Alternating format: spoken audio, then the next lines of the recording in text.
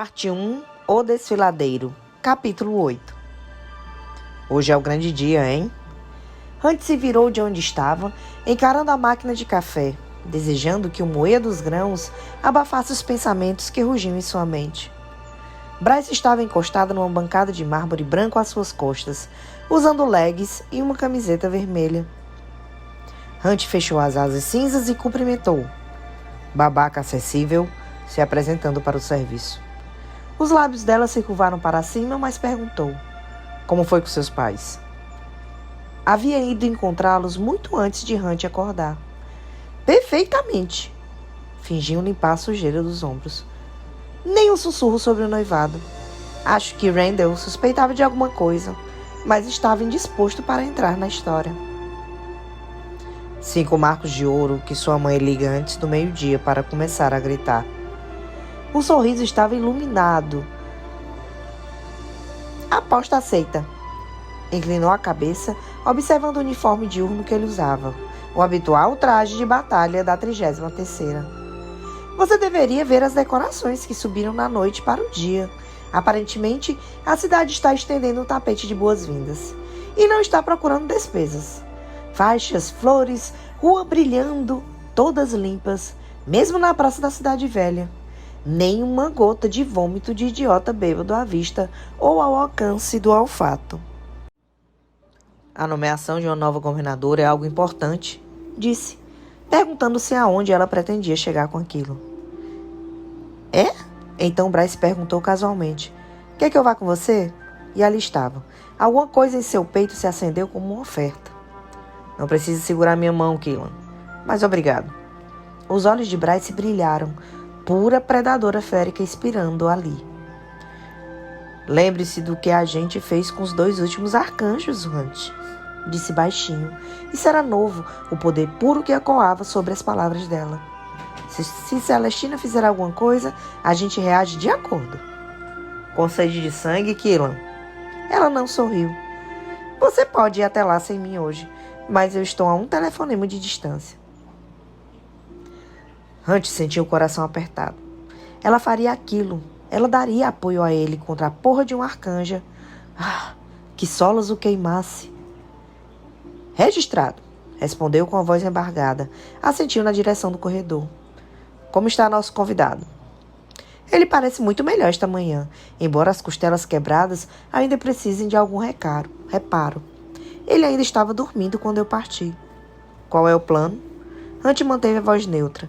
Tinha dormido terrivelmente na noite anterior. Todo o som sobressaltava do sono. Bryce, é óbvio, estava linda como sempre. Ethan pode ficar o tempo que quiser, disse Bryce simplesmente. Não vou entregá-lo a Sabine. Bom saber, disse Ethan de trás dela, e até mesmo Hunt se espantou. O macho tinha espreitado com silêncio sobrenatural. Ele parecia melhor mesmo. Sangue ainda incrustava seu cabelo castanho curto, mas o inchaço em torno dos olhos tinha sumido, deixando apenas algumas manchas roxas. A maioria dos cortes estava curada, exceto pelo corte espesso da sua testa. Aquele levaria mais 1 ou 2 dias. Ethan apontou para além de Hunt. Isso é café? Hunt se ocupou em servir as xícaras, passando uma para Keelan primeiro. Uma gota de café em uma xícara de leite. Babaca, pegou a xícara. Não sei como você toma isso puro. Porque sou adulto. Hunt passou a segunda xícara para Ethan, cujas grandes mãos engoliram a xícara de cerâmica branca que dizia: eu sobrevivi à semana dos veteranos da turma 15.032 e só ganhei essa xícara idiota. Ethan olhou para ela, sua boca se contraindo. Eu me lembro dessa xícara. Hunt se calou quando Bryce soltou uma risada rouca. E eu fico surpresa de você lembrar, considerando que estava bêbado, embora fosse um doce de bebê calouro. Ethan riu, um início de um belo arrogante sorriso de macho, no qual o Hunt ouvira falar. Você e Danica me obrigaram a beber cerveja de cabeça para baixo sob o barril às 10 da manhã. Como eu deveria parecer sóbrio? Minha última lembrança daquele dia é você e Danica desmaiadas, bêbadas, em um sofá que tinham arrastado para o meio do pátio quadrangular. E por que essa é sua última lembrança? Perguntou Bryce com tom suave. Porque eu apaguei do seu lado, disse Ethan sorrindo. Bryce sorriu e, porra, aquilo mexia com seu coração. E mexia com o coração de Hunt. Um sorriso de dor e alegria e perda de desejo. E perda, e mais perda, e esperança. Pigarreou olhando para o relógio. Eu preciso entrar no banho. Vou me atrasar para o trabalho. Com um balanço de quadris, saiu caminhando pelo corredor. Syrinx roçou a panturrilha de Hunt, fazendo ralhar.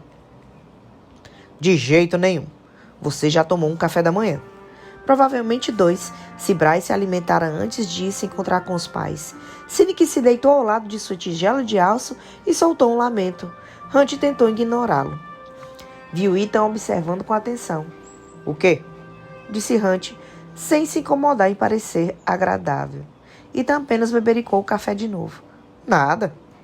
Hunt tomou uma golada do café, olhou pelo corredor para se certificar de que Bryce estava mesmo no próprio quarto. A voz baixou até um grunhido. Deixa eu repetir o que eu disse ontem à noite. Se trouxer problemas para cá, para Bryce, eu vou abrir suas tripas. A boca de Hunt se repuxou para cima. Estou tremendo, Atalar. Hunt não sorriu de volta. Você está de repente de boas com ela porque é uma princesa? Porque é a causa daquele chifre da merda da estrelada? O nariz de Ethan se franziu com o início de um grunhido. Eu não me importo com nada disso. Então por que caralhos você deu ao trabalho de defendê-la naquele artigo? Você devia imaginar que ela teria consequências com Sabine. Você praticamente revelou a Sabine que ela mesma mentiu. Danica me deu apoio e deu apoio a ela. Meu irmão e o resto da matilha dos demônios deram apoio a ela na primavera. Se não, estão guardando rancor, então como eu poderia? Então você precisa de permissão do seu irmão morto para ser legal com ela? O rosnado de Ethan chocalhou os armários. Bryce era minha melhor amiga, você sabe. Bryce tinha Danica, óbvio, mas eu só tinha ela. Você conhece Bryce há o quê? Uns meses? Nós fomos amigos durante 5 anos. Então não venha falar de mim, do meu irmão ou dela como se soubesse alguma coisa sobre a gente, porra. Você não sabe merda nenhuma, Umbra Mortis. Eu sei que você foi um babaca com ela durante 2 anos. Eu vi você não fazer nada enquanto Amelie e Reverend Scott a atormentava. Vê se cresce. Ethan mostrou os dentes. Hunt mostrou de volta. Syrinx saltou o pé choramingando, exigindo mais comida. Hunt não conseguiu segurar a gargalhada de exasperação. Está bem, disse para a quimera, pegando um pote de ração. Os olhos de Ethan o queimaram como um ferrete. Hunt tinha visto aquela mesma expressão de não leva o desaforo para casa durante os jogos televisionados de softball. Connor foi apaixonado por ela durante 5 anos, sabe? O lobo foi até o sofá e se acomodou nas almofadas. 5 anos e, no fim, só conseguiu que ela concordasse em ir a um encontro com ele. Hunt manteve o rosto indecifrável conforme Syrinx devorava o segundo, potencialmente o terceiro, café da manhã. E daí? Ethan ligou a TV no noticiário da manhã antes de apoiar os pés na mesa de centro e entrelaçar os dedos atrás da cabeça. Você está no mês 5, irmão. Boa sorte. Os arquivos féricos zumbiam de atividade tão alto que Bryce tinha se acostumado a manter os plugs de ouvido o dia inteiro, mesmo com a porta do seu minúsculo escritório do subnível alfa fechada. No que fosse um barulho, os arquivos tinham o habitual sussurro de qualquer biblioteca, mas tantas pessoas os visitavam, os estudavam no cavernoso átiro e nas estantes ao redor que havia um constante e subjacente rugido. Ao arrastar de passos, a fonte de água escorrendo do teto do átrio como uma cachoeira, o estalar dos teclados se misturando com o crepitar das páginas virando, os sussurros de visitantes e turistas se misturando com o ocasional riso ou o clique de uma câmera. Aquilo a incomodava. Ficaram para trás os dias solitários na geladeira. Os dias de colocar a música aos berros no sistema de som. Lehebda também se fora. Nada no tagarelar incessante sobre o último episódio de Fadas e Fodas. Nada de reclamar sobre quem queria sair. Nenhum monólogo dramático sobre a crueldade de Bryce. Bryce encorou a tela do computador escura sobre a mesa de vidro e esticou o pé para acariciar o pelo de Cynix, mas os dedos dela só encontraram ar. Havia deixado a quimera em casa para vigiar Ethan. Se perguntou se Cynix sequer lembrava de Lerraba. Bryce tinha visitado o Cais Preto durante os dias depois do ataque, procurando um pequeno barco Ônix entre o bando de veleiros. Nenhum apareceu. Lerraba não tinha restos mortais mesmo. A doente do fogo havia sido extinta como uma vela assim que 100.000 galões de água caíram nela. Bryce tinha repassado ali de novo. Normalmente, durante as aulas de dança com Madame Kyra, em meio à respiração ofegante ao suor, sempre chegava à mesma conclusão. Não havia nada que pudesse ter feito para impedir a morte de Lerraba. Bryce entendia. Podia rotacionar, podia virar, podia raciocinar, falar aquilo, mas, no entanto, os pensamentos ainda circulavam, como se dançando com ela. Você podia ter encontrado um jeito, ter se revelado como estrela antes, dito a Lerraba que fugisse enquanto você enfrentava Micah. Conversara sobre aquilo com Hunt também e observou que todas aquelas opções teriam resultado na morte da própria Bryce. Mas Bryce não conseguia superar a pergunta: por que a vida de Lele era menos valiosa do que a própria?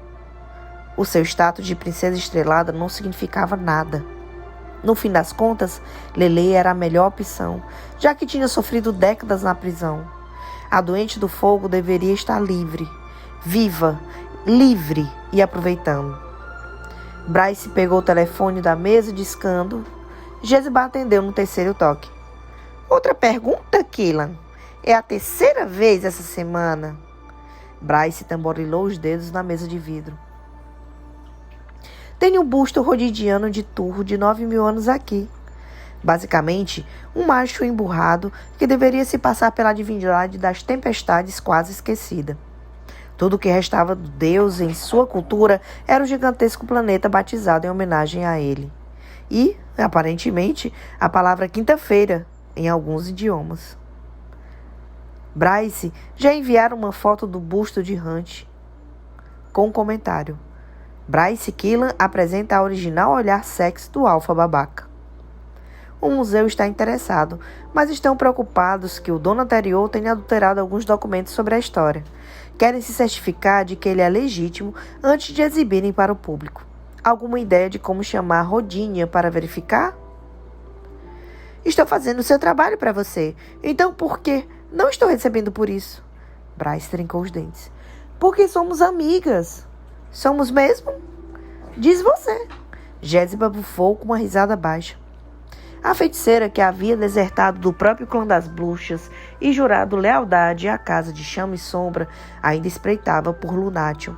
Mas Bryce não havia meses, desde o dia em que Jezebel tinha flagrado Bryce xeretando nas ruínas alagadas da biblioteca da galeria quando ordenou que jamais voltasse.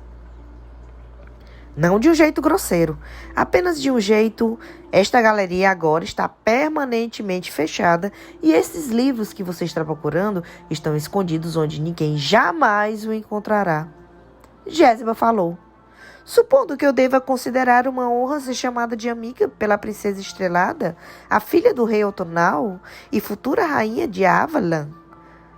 Bryce rapidamente buscou o site de notícias ao sibilar. Quem contou a você? Algumas pessoas que eu transformei em animais continuam trabalhando para mim, sabe? Eles me contam o que houve pelas ruas, principalmente os ratos de esgoto que esperam recuperar as verdadeiras formas um dia. Bryce realmente não tinha certeza se Jezebel estava falando a sério. Suspirou de novo. Não acho que tenha alguma teoria sobre por que o rei Otonal tenha subitamente decidido arruinar minha vida. Jezebel fez um... Machos sempre tentarão enrolar as fêmeas que os assustam. Casamento e procriação são os métodos mais comuns. Por mais que seja satisfatório pensar que meu pai tem medo de mim... não pode ser isso. Por que não? Faz meses. Você não fez nada com seu novo poder. seus títulos ou chifre nas suas costas. Cansou-se de esperar. Eu não ficaria surpresa se tivesse feito isso, só para ver como você reagiria. Talvez.